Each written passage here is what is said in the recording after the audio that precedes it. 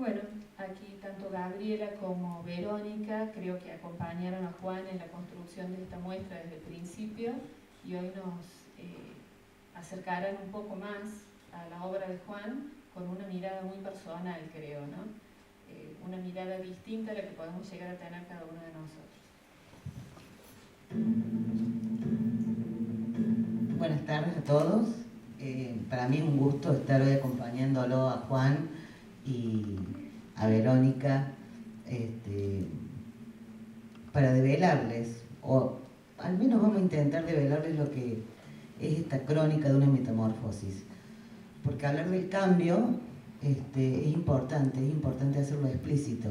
El cambio en estos 30 años, esta transformación, que a su vez es una evolución y es una revolución en sí misma.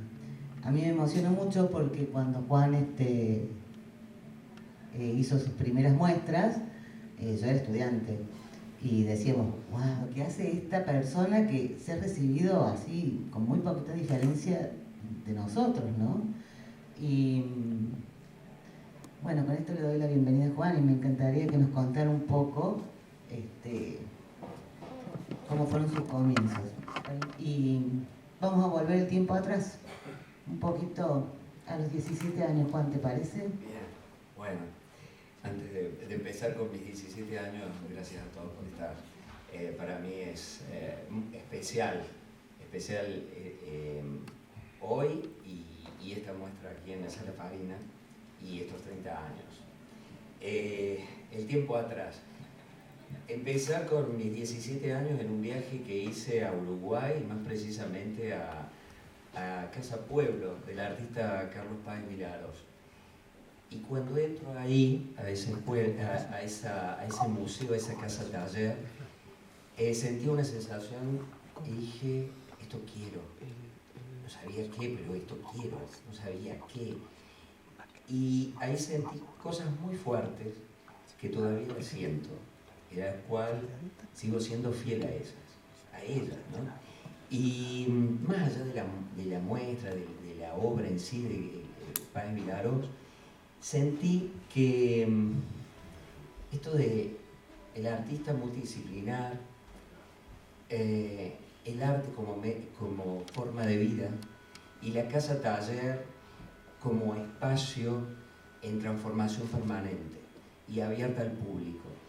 Y eso es lo que he continuado hasta ahora, ¿no? Y es lo que digo, que sigo siendo fiel a eso que sentí allá en mis 17 años.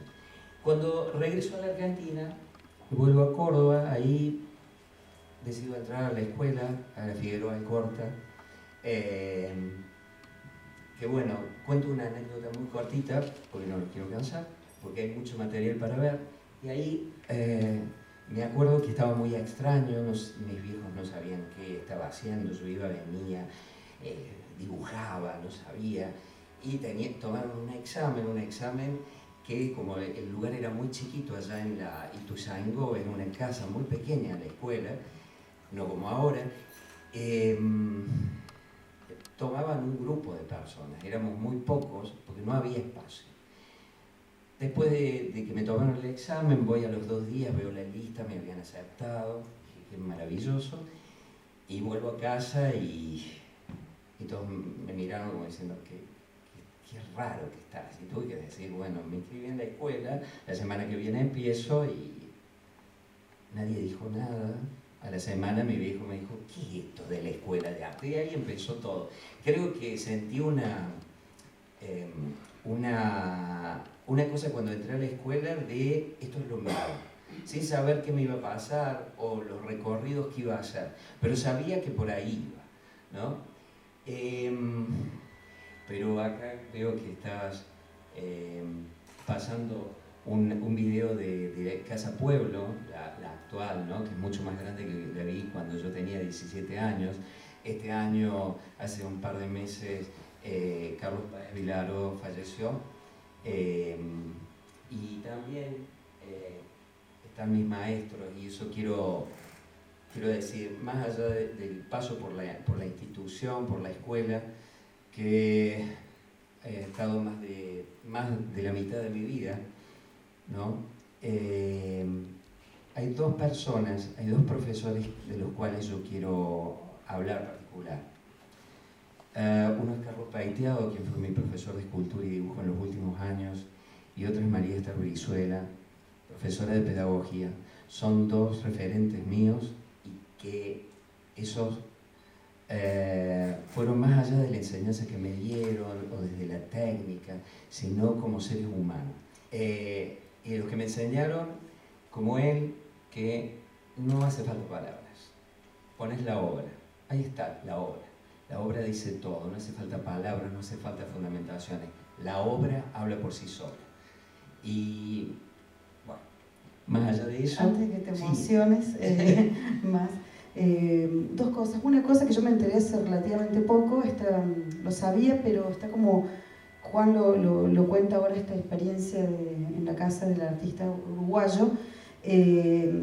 Cuando abre Antonia hace unos años, yo escribí un texto que hablaba sobre la casa, estuvo un tiempito el texto en Antonia, que hablaba de este espacio de transformación. Y yo no sabía esto de que él había visto ese espacio, pero definitivamente él lo dejaba entrever o lo transmitía en sus actos, porque permanentemente ese espacio cambió en más de 25 años como espacio de promoción y de exhibición en Córdoba, algo que algún día se le va a rendir su merecido homenaje, ¿no? Como un espacio que ayudó a la escena local que la conformaba a mediados de los 80 para acá, y que aún bueno, falta escribir esa historia, ¿no? Bueno, Juan fue uno de los principales protagonistas de esa pulsión que venía desde un espacio alternativo que organizaba bienales, eventos de formación, de exhibición, por donde pasaron artistas que hoy son muy importantes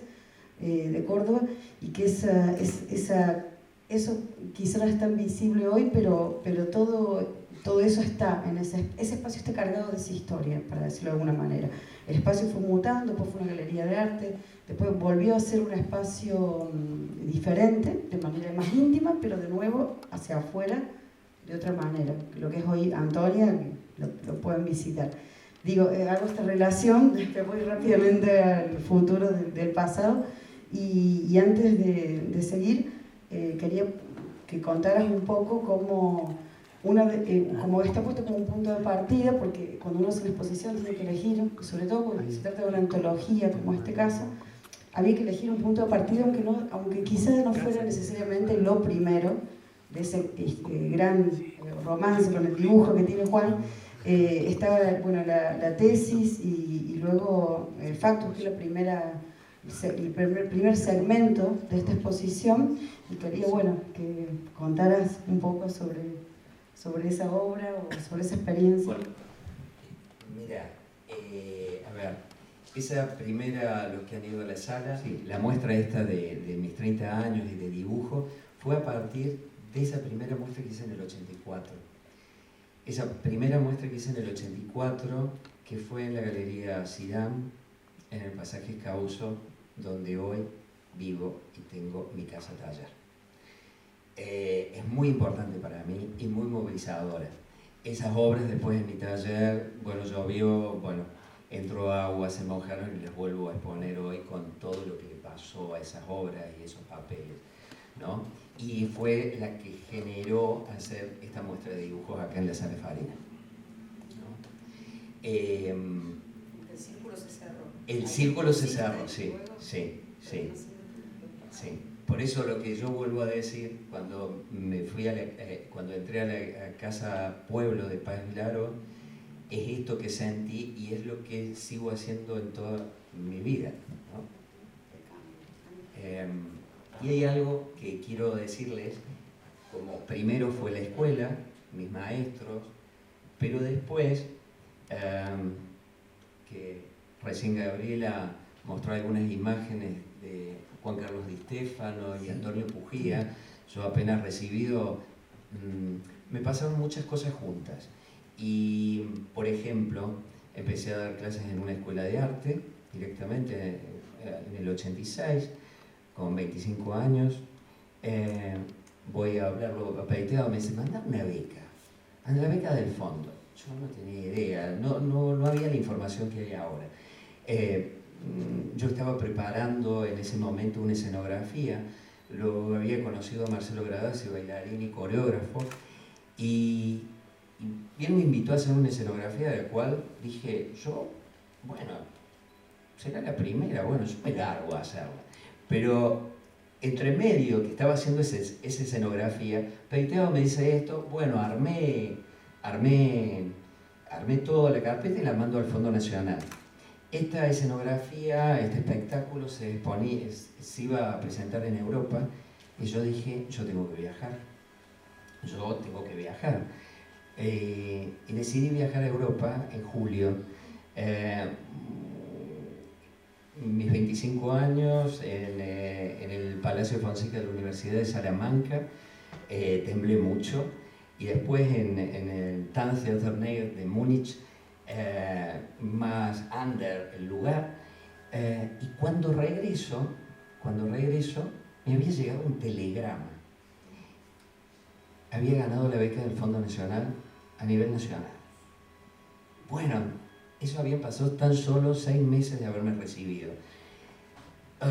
Bueno, yo había pensado que quería estudiar con Di Stefano porque hacía resina poliéster. Mi tesis había sido con resina poliéster y qué sé yo. Y entonces, bueno, lo decido hablar. Di Stefano me dice, bueno, te voy a dar clases, pero en la escuela de la Cárcova. En mi taller no, porque es muy prolijo, muy meticuloso. Bueno, por algo lo elegí, ¿no? Y ahí tuve la suerte de tenerlo a él, a Juan Carlos Di Stefano, excelente escultor argentino. Y cuando me ve que yo había trabajado en cera, me dice, vení cordobés, te voy a presentar a Antonio Pujía. Ahí me presentó con un grupo que trabajaban con escultura de la cera perdida y me dice, mira, acá te presento el cordobés que trabaja en cera. Bueno, así que la beca terminé haciéndola con Di Stefano y Pujía, haciendo dibujos, haciendo resina poliéster, haciendo cera, ¿no? Esos fueron el comienzo y mi principio y mis maestros en ese momento, ¿no? Después el otro momento fue todo lo que pasó de mi primera escenografía.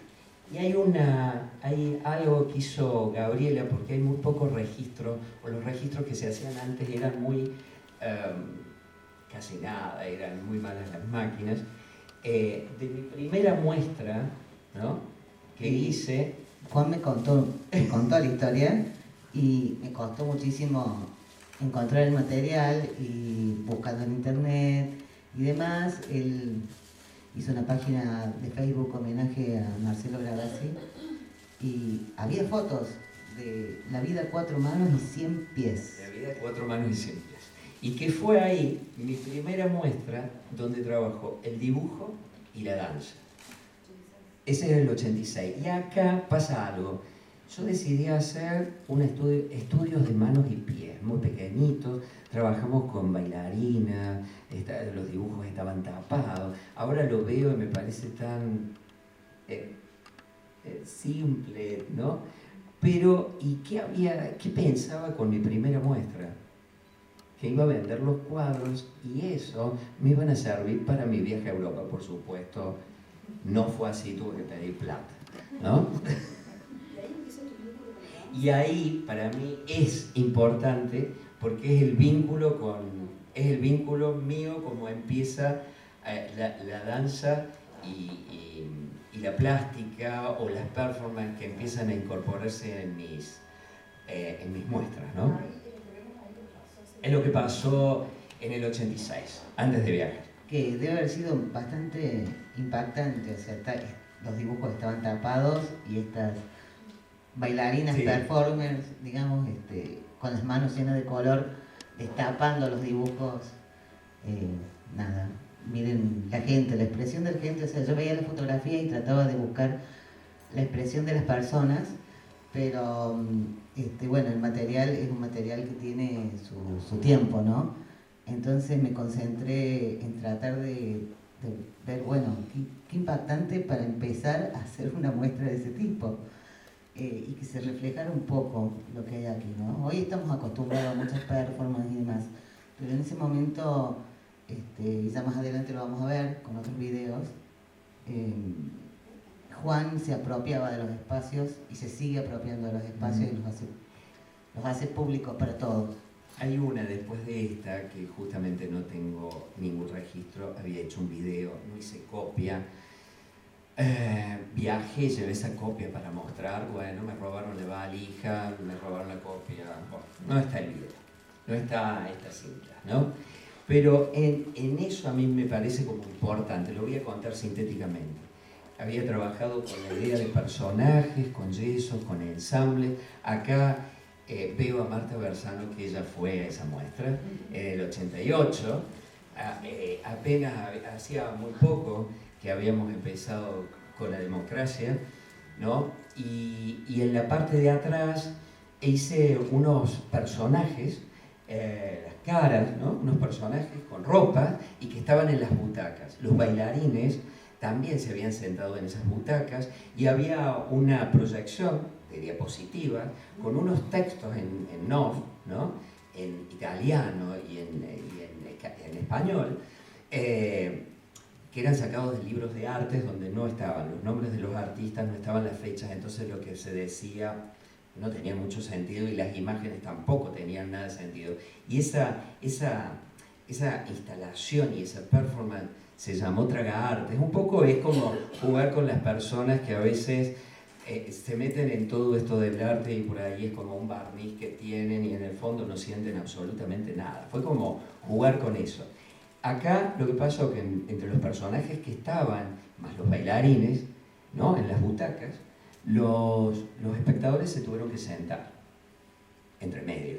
Los bailarines empezaron a trabajar con esta cosa, como los personajes que había hecho en yeso, y empezaron a sacarse esta ropa como una forma, porque nosotros siempre nos estamos contaminando, ¿no? Y al último a veces no sabemos quiénes somos, ¿no? Nos tenemos que preguntar quiénes somos, porque estamos contaminados con todo, ¿no? En el trabajo, la familia, la escuela, Y ahí no tengo ninguna imagen. Y Pablo Césare, un músico en vivo, trabajó esa instancia hasta que los bailarines se desnudan frente al público y hacen una cosa como ritual y como encontrándose, ¿no? Con ellos mismos. Ellos se sientan y aplauden al público. El público queda iluminado, los bailarines no, y el público queda como parte de la obra, como parte de este teatro de la vida, ¿no? Esa fue, lamentablemente no tengo ningún registro, pero les quería contar porque para mí eso fue como importante, donde empecé a fusionar la performance, la instalación, la escultura, ¿no?